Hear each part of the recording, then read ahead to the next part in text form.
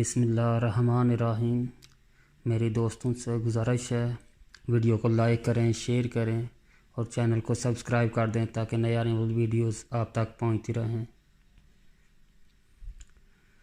اگر جے رام ایک دفعہ دھوکہ کر چکا ہے تو دوبارہ موقع ملنے پر بھی ایسا ہی کرے گا۔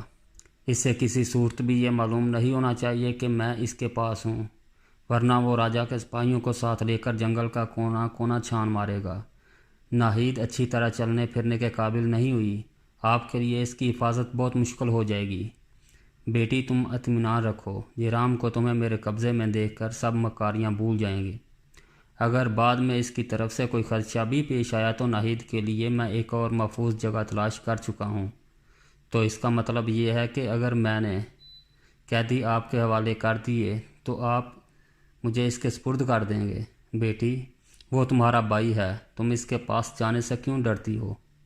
میرا دنیا میں کوئی نہیں۔ بھائی نے اپنے مقصد پر قربان کرنا چاہا اور میں آپ کے قبضے میں آ گئی۔ اب آپ مجھے بیٹی کہہ کر اپنے مقصد کے لیے پھر اس کے پاس بھیجنا چاہتے ہیں۔ اپنے بھائی کی طرح آپ کا فیصلہ بھی میرے لیے تقدیر کا حکم ہوگا۔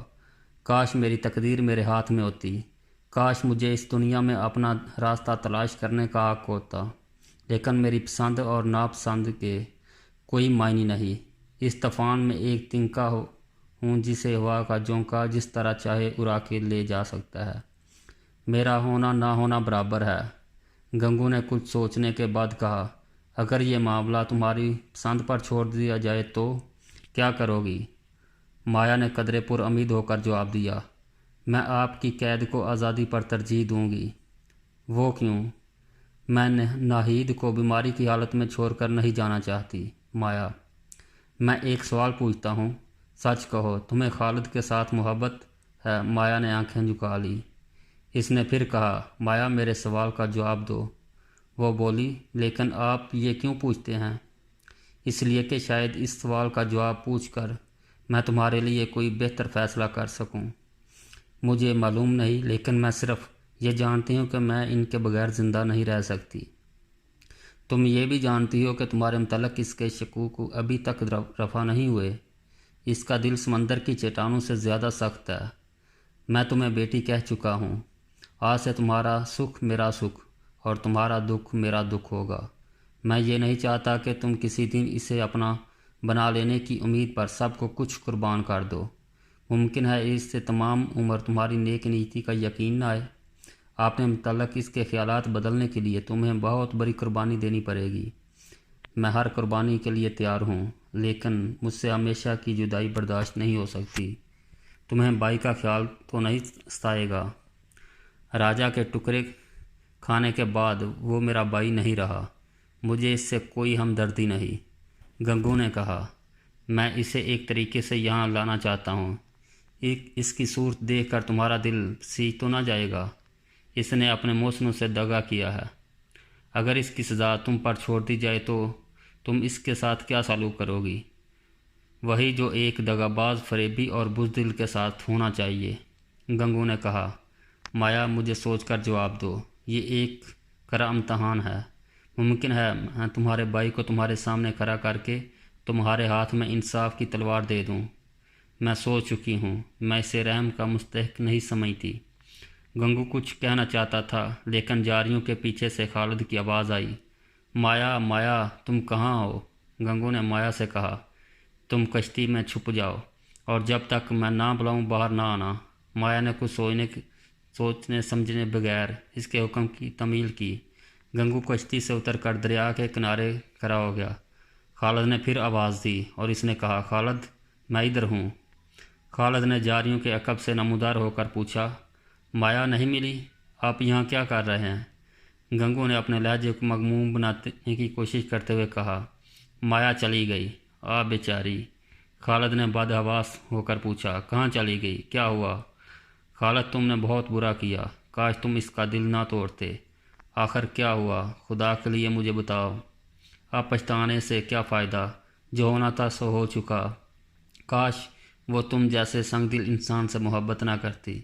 خالد نے بے تاب ہو کر گنگو کو کندھوں سے پکڑ کر جھنجھوڑتے ہوئے کہا، خدا کے لیے مجھے پریشان نہ کرو، صاف صاف کہو کیا ہوا؟ مایا چل بسی۔ میں یہاں پہنچا تو وہ دریا کے کنارے کھڑی تھی۔ میں نے اسے آواز دی اور اس نے مجھے جواب دینے کی بجائے دریا میں چھلانگ لگا دی۔ میں نے جلدی جلدی کپڑے اتارے، لیکن اتنی دیر میں اسے پانی کی لہر کنارے سے بہت دور لے گئی۔ جب میں پانی میں کودنے لگا وہ لہریں کی آغوش میں چھپ چکی تھی۔ خالد نے چلا کر کہا، مایا ڈوب رہی تھی اور تم اطمینان کے کنارے کے کھڑے کپڑے اتار رہے تھے۔ بے رحم، ظالم، ڈاکو، میں سمجھتا تھا کہ تم انسان بن چکے ہو۔ گنگو نے کہا، میں کپڑوں سمیت چھلانگ لگاتا تو خود ڈوب جاتا۔ تو تم سمجھتے ہو کہ تمہارے ڈوبنے سے دنیا میں کوئی کمی آ جاتی؟ تو اس کے مرنے سے دنیا میں کون سی کمی آ گئی؟ بائی سے اس کا دل ٹوٹ چکا تھا، تمہارے طرز عمل سے وہ مایوس ہو چکی تھی۔ اچھا ہوا وہ گل گل کر مرنے کی بجائے دریا میں ڈوب کر مر گئی۔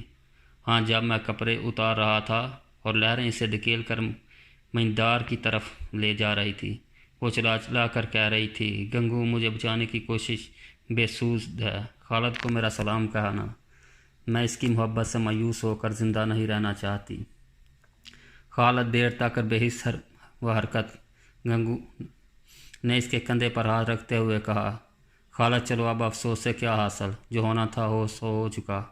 خالد نے اس کا ہاتھ جھٹک کر نیچے ہٹاتے ہوئے کہا، تم جاؤ۔ گنگو نے کہا، آج رات ہمیں یہاں بہت سے کام کرنے ہیں، چلو۔ خالد نے سخت لہجے میں کہا، گنگو خدا کے لیے جاؤ، مجھے تھوڑی دیر کے لیے تنہا چھوڑ دو۔ وہ بولا، خالد مجھے معلوم نہ تھا مایا کی موت کا تمہیں اس قدر صدمہ ہوگا، ورنہ میں اپنی جان پر کھیل کر بھی اسے بچانے کی کوشش کرتا۔ خالد نے بھرائی ہوئی آواز میں کہا، اس کی موت کا صدمہ گنگو تمہارے پہلو میں ایک انسان کا دل نہیں، یہ حادثہ میری زندگی کا سب سے بڑا حادثہ ہے۔ اس کی موت کا باعث میں ہوں اور میں مرتے دم تک اپنے آپ کو معاف نہیں کروں گا۔ لیکن تم تو مجھ سے کئی بار یہ کہہ چکے تھے کہ مایا دیوی کے اس کے بھائی کے پاس بھیج دوں۔ اگر تمہیں اس سے جدا ہونے کا افسوس نہ تھا تو اس کی موت کا اس قدر رنج کیوں ہے؟ گنگو خدا کے لیے میرے زخموں پر نمک مت چھڑکو، میں نے اسے سمجھنے میں غلطی کی اور یہ سزا میری قوت برداشت سے زیادہ ہے۔ خالد چھوڑو ان باتوں کو، مجھے یقین ہے اگر وہ ایک بار پھر زندہ ہو جائے تو میں تمہارا غرور تمہیں اس کی محبت کا خواب دینے کی اجازت نہیں دے گا۔ تم اس کے ساتھ اس طرح پیش آؤ گے، چلو 1-2 دن میں تم اسے بھول جاؤ گے۔ خالد کوئی جواب دیے بغیر ایک گرے ہوئے درخت کے تنے پر بیٹھ گیا اور دریا کی لہروں کی طرف دیکھنے لگا۔ اس نے درد بھری آواز میں کہا، مایا مایا، یہ تم نے کیا کیا؟